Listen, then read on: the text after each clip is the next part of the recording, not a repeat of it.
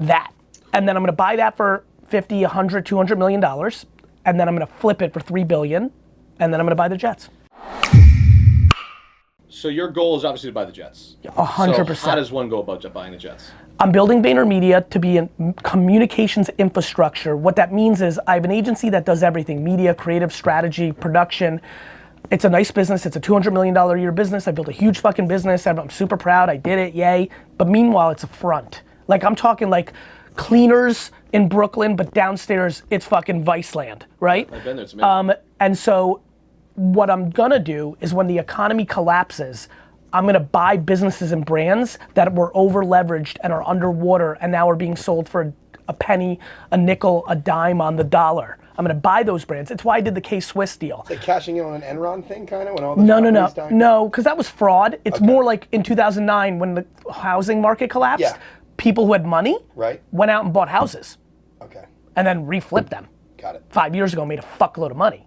So it's why you bought, what was the K-Swiss deal? So I did a K-Swiss deal where GaryVee sneakers came out, but the reason I really did it was not only for my ego, which is like, holy fuck, I actually have a sneaker. And by the way, I'm 43, so everybody 43 and older here remembers when K-Swiss on the West Coast was cooler than Nike. Like the gangsters wore it. Like if you Google right now, K-Swiss, Mike Tyson, K-Swiss, Dr. Dre, K-Swiss Ice-T, like it was a very cool brand, but it hadn't been for a long time. So when I did the deal, not only was I the face of it, but we had the marketing dollars, D-Rock, Andy, Tyler, and we completely crushed selling that and making it somewhat relevant again with very little money.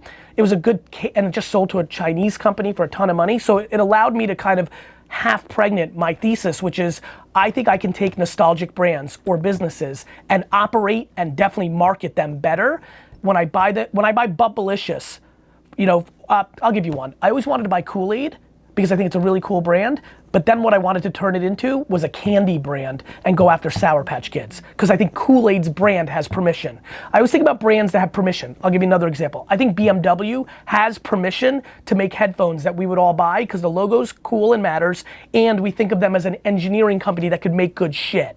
So those are the patterns I see. Marvel was a bankrupt comic book company, but was actually $1 trillion movie company. So that's how my brain works. That's how I'm gonna buy the jets. I'm gonna build Vayner. I'm gonna wait for the world collapse. The world collapses. I buy Mug Root Beer, Yahoo Drink, OP, the old fashioned red Timberland boots and reboot it. Orangina. You like Orangina? Love it. Sparkling. I like that. That. And then I'm gonna buy that for 50, 100, 200 million dollars. And then I'm gonna flip it for 3 billion. And then I'm gonna buy the jets. I love it.